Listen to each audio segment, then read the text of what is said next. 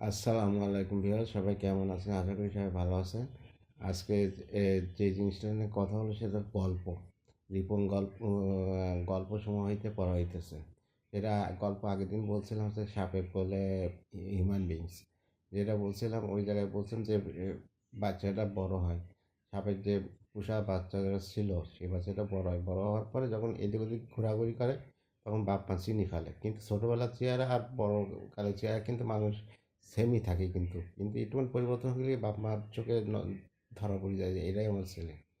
তা বাপ মা চিনে গেছে। এবার সাপ আর ওই ছেলেও স্বীকার করতেছেন তার বাপ মাকে যে তুমি আমার বাপ মা হয়েছো, কিন্তু আমাদের এই বনে ফেলাই কিছু চলে গেছো কেন? তা বলতে ভুলেই গেছে, অনেক কিছু বলতেছে কিন্তু বাপ মার কথা শোনে না। এবার সাপও ফসফস করে বলতেছে যে আমার সন্তানকে হাত দিবনি। মানে ইশারার মাধ্যমে বলতেছে, সাপ তো কথা বলতে পারে না। তা সাপ ইশারার মাধ্যমে বলতেছে।